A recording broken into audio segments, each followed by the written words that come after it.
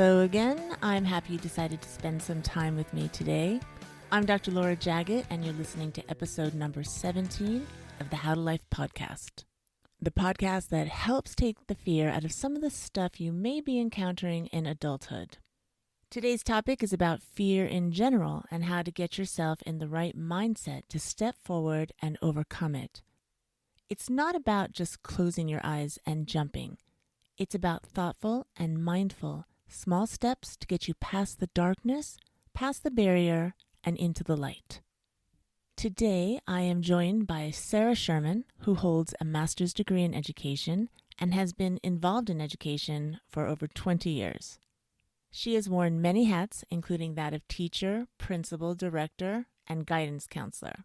And now she has started her own educational consulting and private coaching firm called Lighthouse Approach. Her goal is to bring light to others and help organizations as well as individuals find and learn new tools to enhance their successes. And getting past your fear is the first step in that journey. This is a great conversation that acknowledges the paralysis that fear can cause, but also strives to assure you that you can get past it and race forward with a new joy and optimism that may have eluded you until now, possibly. It is my hope that you will find this conversation soothing and encouraging. Here we go. Hi, Sarah. Good morning, and thank you so much for joining in on the How to Life podcast. Good morning. It's a pleasure to be here and a privilege to be on your podcast. This is an awesome topic, overcoming fear. That's kind of the message of How to Life. It's to help people overcome fear about things in the adult world. So this topic is perfect. Yes, I thank you, and I think that it's very close to my heart because I think we all have fear. I think we all have things that stop us from getting to the next point in our lives, as irrational as they may seem. So I thought it was a very important topic to kind of address and look at properly. That's right. We absolutely all have fear. I still have fear. Oh, me too. But I'm here to say that the more you do it, the easier it gets. And that's with anything in life. Yeah, I agree with you. Sarah, tell me about you and Lighthouse Approach. Okay, so my name is Sarah Sherman. I've been involved in education for about 20 odd years, and I have a passion to help people see their potential and to be successful in their own right. Like it really is personal. It's unique to each person. I've worked with kids of all ages. I've worked with adults, and I've really honestly had the privilege of being able to help people find their success and find the tools that they have inside of them. And it's an incredible journey to be a part of and to watch when people realize what they have inside of them that gets them to the next point, and to be able to get to that next point and then go beyond that. So being in education for a long time, as a teacher, as a principal, eventually as a principal, I also opened my own school, so I was the director as well. And being able to wear many different hats, being a counselor, I realized that I do a lot of consulting in education, privately, professionally. So once I retired from my school that I had opened for girls, I just thought I need to find a way to take all my talents and take everything that I've gained in the last, I don't know how many years, and put them into some sort of positive place that I could really continue to help people. I really do. Ever since I was a kid, I really love being able to help people. So actually, it was a family idea, this Lighthouse Approach. I know I really wanted to include light in my business. I feel very strongly that as people on this earth, we are day workers. We are people who need to bring light to the world. There's enough darkness, but I feel honestly that combating darkness is sometimes more tedious than just adding a bit of light and being able to illuminate the positives. So I really wanted light, and as a family, we came up with Lighthouse Approach, and light actually stands for learn, innovate, grow, harmony, and transform, because I feel that all these adjectives really lend to what light does for a person in their life. And from that, I figured out who I wanted my clientele to be, and that was really the educational world, parents, principals, teachers, as well as the private world of people who are struggling to figure things out. And it's always much easier when you have somebody on the outside looking in for all of us whenever we have an issue. So that's kind of how this firm was born. And I'm really excited. I've been doing a number of workshops with teens, with adults, and I just hope to go from there, being able to help people. That sounds amazing. Dispelling darkness with Yes, just a little bit of light. just a little bit. You don't need a lot. You No, find that you find the light switch when you turn on a little bit of light. it's so So true. And yeah, there's a lot of darkness in fear. yes, there really is.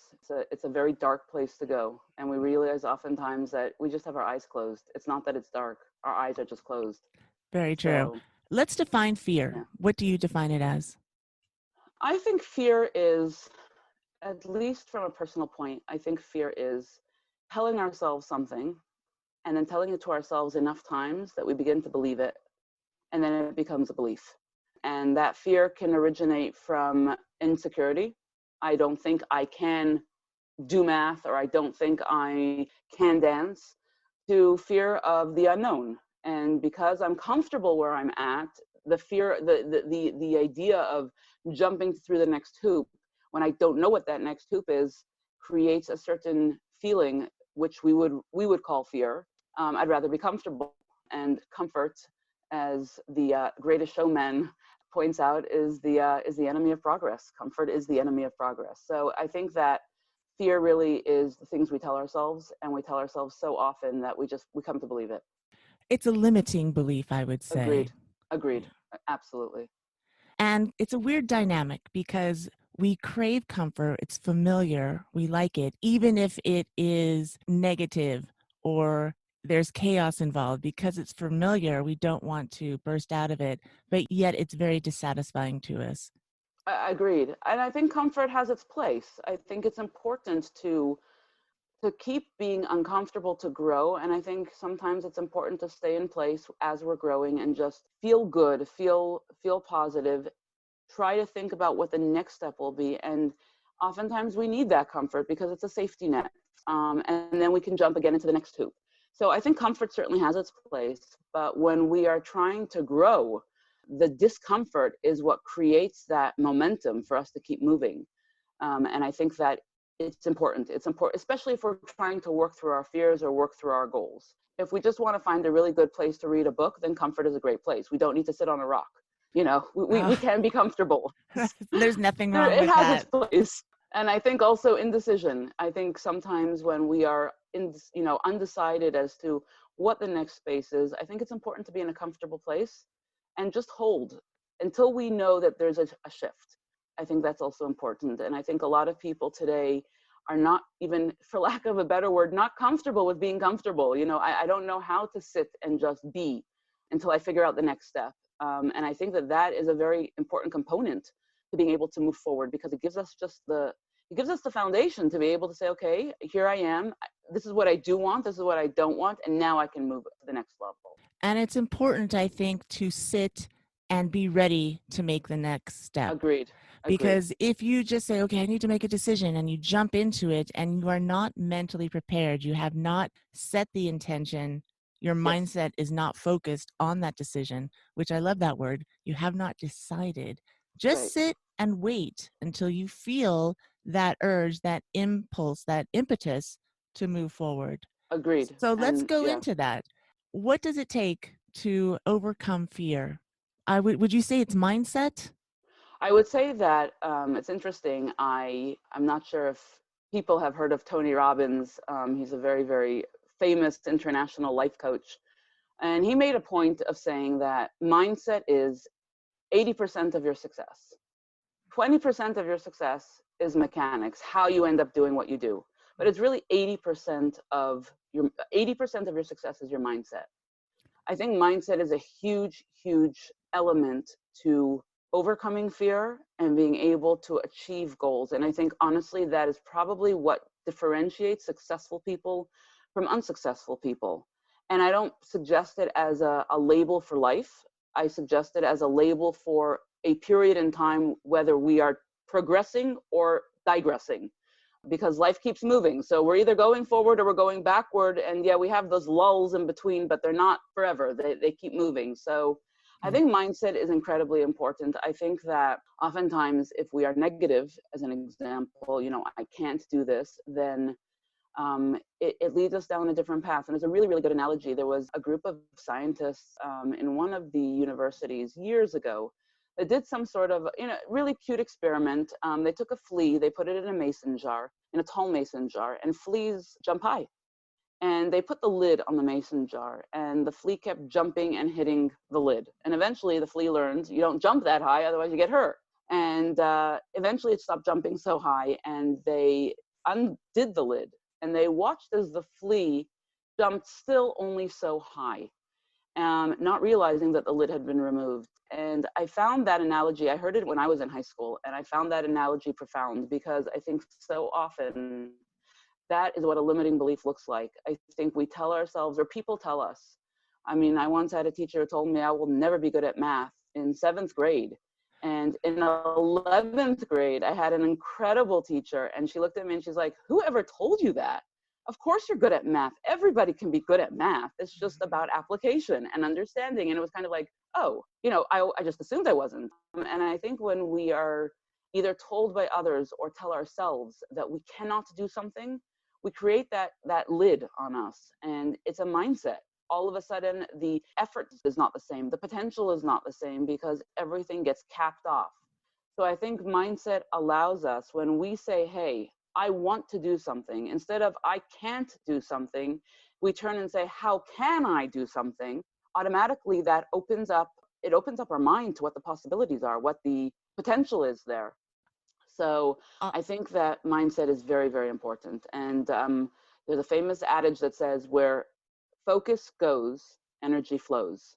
And if focus goes to a positive place, energy flows there. And I'm sure that anyone listening here has had the experience before where you get excited about a project or an idea, and all of a sudden different things start happening, different opportunities start presenting themselves, and you're like, I wish I had thought about this earlier, or like, this is amazing that, I just thought of this idea and now so many opportunities are coming my way. It's because our focus is going in a different direction. All of a sudden we're focused on the positive as opposed to the negative. So, I think mindset plays a huge role. Yes. And how does fear happen? You gave the example that someone told you that you couldn't do math and you believed it. The flea tried to jump high and hit a barrier and then just learned, oh, I can't pass that barrier, and then never did. So I think what happens is something happens in your life and you get knocked down. And rather than get back up and try again, you just acquiesce. Well, Agreed. that's the best it can be. And now this pattern has happened. You've created a habit Right. of limiting yourself, and your Agreed. decisions are based on that habit. I think it's important to know that even if you hit a wall, even if you have done something a certain way for X amount of years, 50 years, 70 years, you can turn it around at any time. And Agreed. when you decide, I don't care how many times I fall, I don't care how many times in the past this has happened. Now I want to do something different. I want to approach it differently. And with that determination, with that intention, and with that decision, you can do it. That mindset. Yep, I absolutely agree. And it's interesting you mention it in that way that you're saying it, because we have patterns. We all have patterns. And whether it's a product of the society we've grown up in, or the product of how we've assumed ourselves and our identity, oftentimes as we grow up, our identity is kind of spelled out for us. You are this type of person. You grew up this certain way. You must be that type of person. Or we tell ourselves, listen, I can't dance, or I can't hike, or I can't be good at math, with no real reason. It could be you were just nervous when you were a kid. It could be that somebody made an off comment, not even realizing, and we took it to heart as, as something, as fact. So I think that we have patterns, and what a lot of people do, and I myself have found, certainly as I really sat and tried to address my fears and, the goals I wanted to achieve, and think to myself, hey, I want to achieve all these things in my life, and why shouldn't I? And why can't I? I realized that we as people make a lot of preferences. I would prefer to have this kind of life. I would prefer to be able to learn how to dance, or I would prefer to be able to be really good at something. The difference between a preference and a decision is the mindset. A preference is I would really love to do it. I'm going to try it out. I'm going to try it for a week, and I'm not my best because really I can't do it. I'm going to just try. And when we go with that attitude, it doesn't get very far. Maybe we listen to a really great webinar or podcast and we're like, yeah, I'm going to do this. And it lasts for 48 hours. And then we're kind of back to ourselves. And it's like, hold on a second. What was I thinking? So I think that it has to be more about our own personal momentum, our own personal mindset that we create. And so what we first have to look at is our patterns. I have a pattern of doing X, Y, Z. How do I change the pattern? Because this is the decision that I want. And I wouldn't start with a lot of decisions. I'd start with one, because I think that one decision at a time creates that momentum that we need to overcome the fear. 100%. But that's not right. And we're not looking for temporary at this point. We're looking to really crush a goal, move past one thing to get to the next thing. That is how we grow. So, and I think that everybody has that in their lives, and they look back and they're like, oh my gosh, how did I achieve that? And you think to yourself, well, I really decided I was going to do it. So I did it, and nothing got in my way because, I'm doing this and that's it. Everybody get out of my way. But I think that when we decide this is how I want to do something, I want to climb Mount Everest. I want to do well in school. I want to make a living, whatever our decision is. It could be tiny, it could be large. It really doesn't matter. I think then we have to address our patterns. Okay, so if I want to do well in school, as an example, what are my patterns? Do I leave everything to the last minute? Do I put everything into my studying? Do I put everything into my homework? Or do I just kind of wing it and hope for the best? And I think that when we break the pattern, then it changes how we approach the decision. And when we approach the decision differently, it changes our mindset. And it takes discipline and repetition. We all watch the Olympics and we look at Michael Phelps and we're like, wow, this guy can swim, right? I mean, he's got more gold medals than probably any country in the world. And we're like, yeah, no, I could never be like him. Well, you could. The difference is that you're watching him at the end, where success is now a part of his story. But do you watch him every morning at 3 o'clock in the morning, 4 o'clock in the morning when he wakes up to practice for 10 hours a day? Mm-hmm. So repetition. Nobody gets to success without tremendous repetition, without tremendous discipline. It takes a mindset. When we make a decision, it's got to be very clear for us.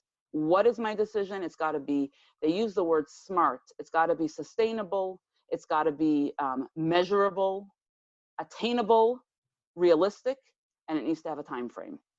So it has to have these components so that you know exactly what you want to do, how you want to do it, and in what time frame you want to achieve it.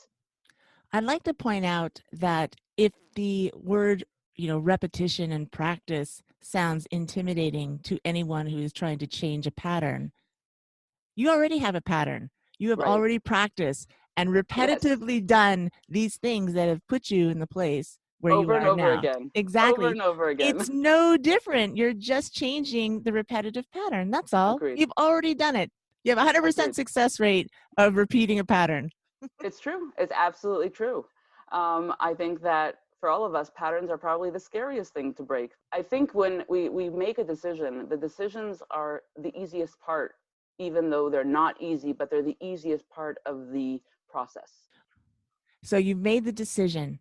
Now, I think it's important that you have a goal and it looks far away.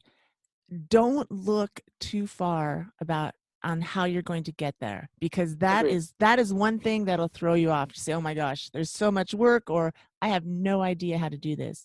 Start with the first step. Just take a tiny little step, something manageable that you can do. And after you take that step, the next step will appear before you. You'll know what to do. So look down at your feet as you take these little steps. You've already placed the goal out there. Don't look too far, because that can throw you off. Agreed. I absolutely agree. There was a famous story of a 5-year-old boy who was climbing a tree, and there was a competition in his village who could climb the highest. And he did it. And the other kids looked at him. Every other kid went up the ladder, came back down the ladder. They couldn't manage to go up the tree. And they said to this 5-year-old, "How did you do it?" And he said, "I kept looking at the next rung. I didn't look up to the top. I just looked at the next rung." And That's right. it's profound because even as adults, we oftentimes look at the end goal and we're like, "Oh, no, no, no, no, I can't. That's it. I'm out," because the little steps that get there are just little steps. And I think that is exactly what you said earlier. That is what creates the momentum. The decision creates a momentum to get us to the first step. Yes. And it's a fear. Every time we go out of our comfort zone, it's fear. And if we can break that fear, or I wouldn't even use the word break, I would use the word crush that fear, as tiny, as irrational as it may be, I'm going to crush that fear. And now all of a sudden I've gained a little bit of an advantage because now I'm a little bit stronger, and now I can break the next fear. And then you get to a big fear and you're like, hold on a second, I just crushed 5 fears. I can do this. Yeah, I'm nervous, but I can do this. And so that's how we're breaking this pattern constantly. And if there is a section that is a bit bigger chunk, break it up into smaller Agreed. parts. Agreed. There's 5 parts for this one chunk. Take the easiest one, and there's your rung. Oh, I Agreed. got it. Now there's only 4 left. Now pick the next easiest one. And pretty Agreed. soon you have overcome that mountain. You've But crossed it. Agreed. I absolutely agree. There is a cycle that exists. If I am certain and I believe I can achieve X, and then what happens is my potential grows, and therefore my action matches my certainty. And my result will usually match what I want because my certainty is so strong. So if I believe very strongly that I can run a half marathon in 5 months, and I practice every day because I believe so strongly that I can do it, that practice that I do every day will have so much more strength in it. The repetition, even when I'm tired, will still continue because I'm so certain that I will achieve this outcome. And so it really injects a person with the momentum, the internal momentum that they need. And I know that oftentimes it's life. Sometimes our results are not what we hoped. When we make a decision, it happens. And that's okay. Sometimes we just need to look at the result and say, okay, I'm still certain I will achieve this goal, but what do I need to tweak? Because if I'm so certain that I will achieve this, then maybe I'm doing something that needs to shift. Maybe one of the steps I took needs to be a different step. Instead of saying, oh, well, forget it, I'm terrible. And oftentimes we do that. We shoot ourselves in both feet and we're like, yeah, we'll never get there in the end because our result wasn't good. No, certainty. If I believe I can do it, then my result is a lesson for me. It's going to teach me something. And it was nothing more than a step. You're Agreed. not there yet. No, And agreed. I think the language can sometimes be intimidating for people about fear. You have these motivational speakers, or everybody has a different way of approaching things, and they're going to give you their perspective, which may not work Always. for you. Things Agreed. like, all right, you just get in there and you just jump in and you just do it and you crush it and you break through the walls no matter how you feel. And it worked that way for that person. Agreed. How is it going to work for you? So the important thing is to make a decision. When you just say, that's it, I'm done. I'm doing something different now. That is huge. Agreed. Maybe you cannot just jump in and get it right away. Maybe it takes you a little longer to get there. Agreed. But you do it your way, and don't let things like words like crush or breakthrough intimidate you. If those things intimidate you, oftentimes those words motivate people. Just know you've made a decision and you're going to get there your way, step by step, rung by rung. Agreed. And I think that you touch on a very important point. We can use all these adjectives because they may work for us, but I think that what is the most important component of all of this is our identity. And we really need to sit with ourselves. I don't care how old we are, whether we're teenagers or adults. We need to check in with ourselves. Where am I? Where am I at? Is this something that is just hindered by fear, or is this something that has a different reason. And if it does, well, let me look at a different way that I can do something with my talents, with my capabilities, because I honestly believe that every human being was put on this earth for a unique reason, to affect the world in their own way. What are some things that can be done to overcome fear? It's a great question. I think that I have found when I've worked with people, writing these things down, writing down the fear, puts it in front of you. And So looking at yourself and saying, what am I afraid of? yep, Write it and down. And then look at the words on the paper. And then you can ask questions like, why am I afraid of this? agreed. You need to What work it to the end. what will happen if I do this? What's the worst Agreed. case scenario? Oftentimes, if you say, what's the absolute worst case scenario? I want to run a half marathon. What if I fail? And then Right. you're like, well, so what if I fail? Right. And I think that's a huge fear of failure. And I think that what we forget sometimes is how much we gain in the process. And goals are important, and achieving the goal is important. But what's even more important is the people we become on the way to that goal. How much we grow on the way to that goal. So yeah, what if we fail at a marathon? Well, look at how far you've come to even run that marathon. 5 months ago, you weren't thinking about that. Look how fit you are now. Look that you got into a competitive field. I mean, there's so much on that journey.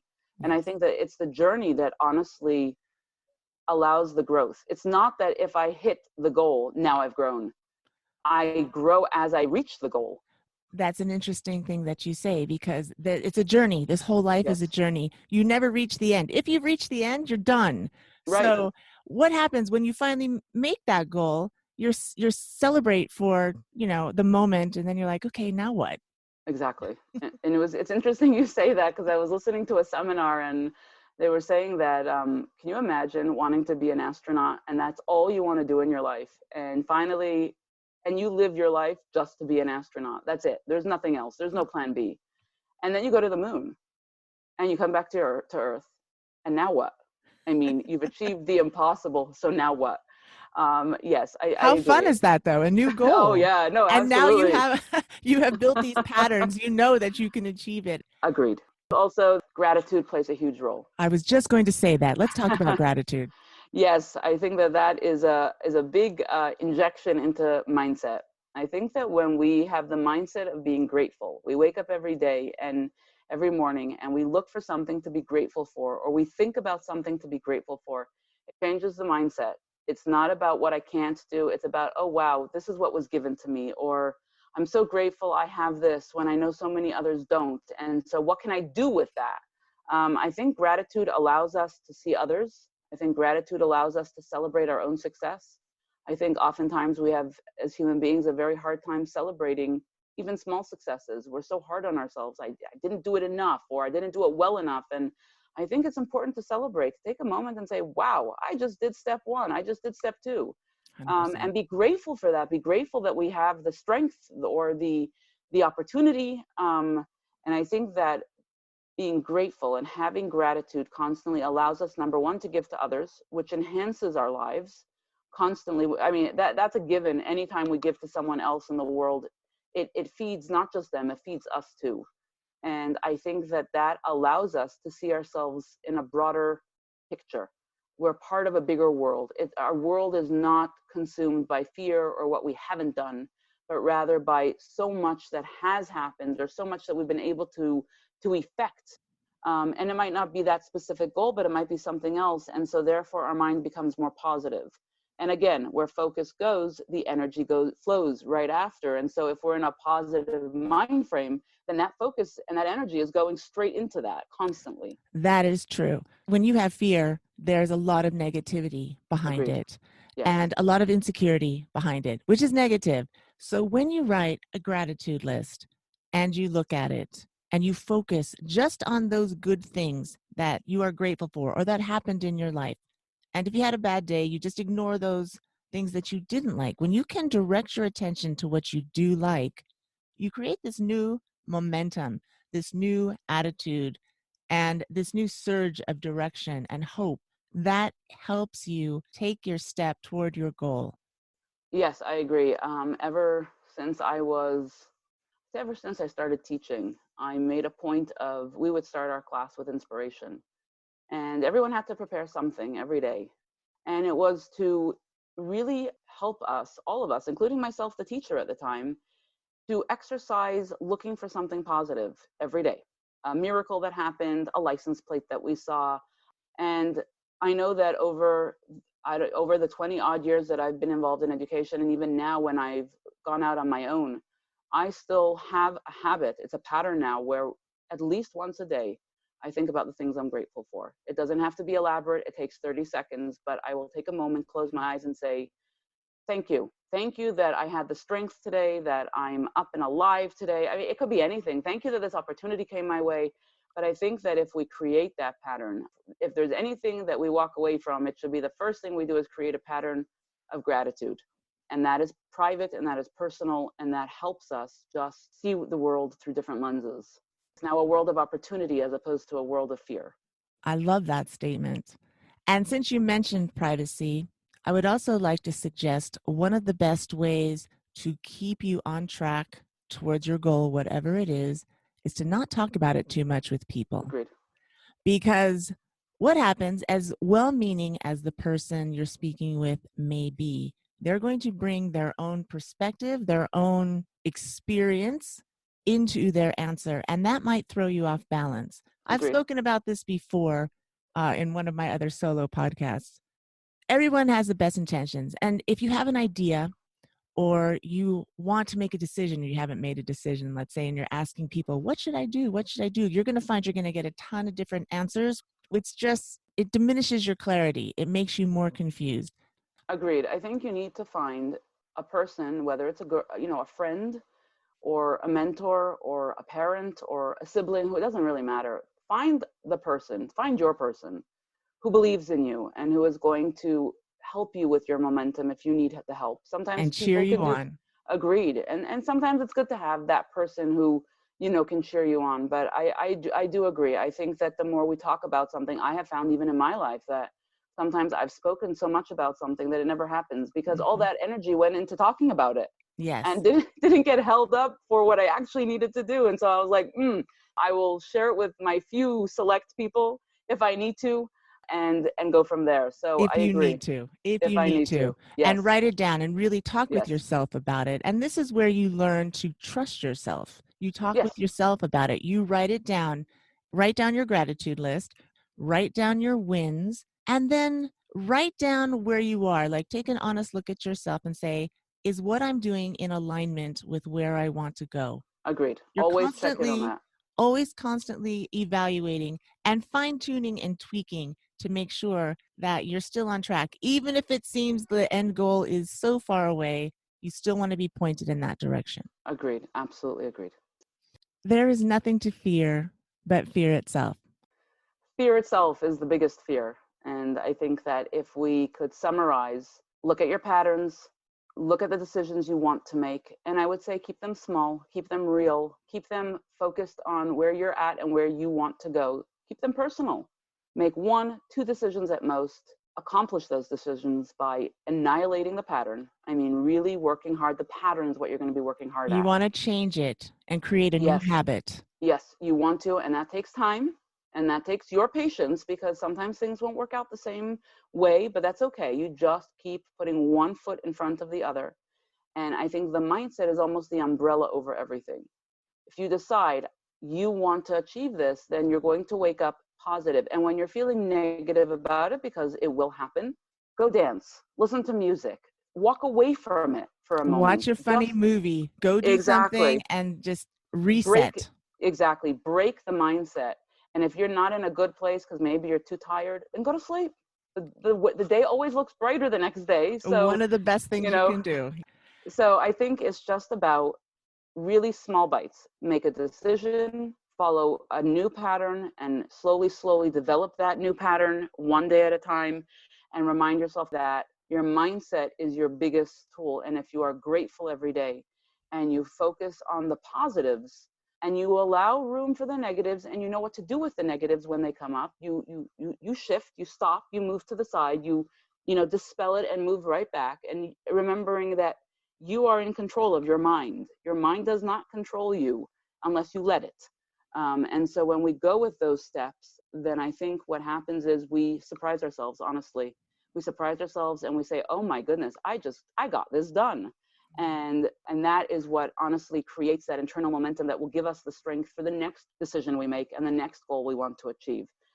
I'd also like to suggest that negative emotion or negative talk, if you're aware of it, is not a bad thing. It is a huge clue to you that, oh, I'm not thinking correctly. So rather than let it defeat everything that you want to do, you can say to yourself, I'm not thinking correctly. Let's stop this right now. Agreed. And then focus on your gratitude list or take a nap, whatever you need to do to stop that negative momentum and start again. Agreed. And I think it's very important for everyone to realize that we all fall off the wagon. We do. Mm-hmm. The question is not if we fall off the wagon. The question is how fast we get back on. So yes, life is such that we are human beings and we are going to fall off the wagon. That's part of life. But what we do with that, how we approach that, how we get back on the wagon is what defines, honestly, I think what defines our success or not our success. I heard a wonderful quote, which I'm going to give you the G version of it. It's, if you messed up, it happened. What you do next is what matters most. Absolutely agreed. I like the G-rated version. Sarah, what kind of things do? You have workshops and things, correct? Yes. Tell me a little bit about that. Okay, so especially during this time period where we're all kind of virtual at this point, I run workshops online for different audiences, and I also do personal coaching. So I've worked with many people over the years privately. It's not, horrible, deep issues. It's just, hey, I'm struggling with this. I need help to just kind of get past this point to the next point. I have this limiting belief. I need help to get past it.